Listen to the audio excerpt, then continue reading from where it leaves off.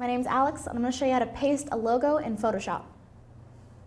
So suppose you've got a logo that you want to work on, play around with.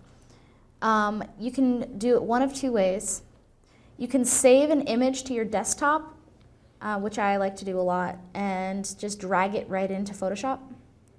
And then you select check mark, which means OK, and then you can right away just, actually first thing you want to do is right click and then rasterize layer so you can edit it. And then you can just play around with it, do whatever you want, and it'll directly edit it. Or the other way you can do it is to go to File, Open, Desktop, it's right there. And then it'll open the logo on its own, and then you can just select all by going to Edit. Or actually you go to, you select the Marquee tool and select Command A, and that'll select everything. And then you can, and there you go. My name's Alex, and this is how you paste a logo into Photoshop. Thank you.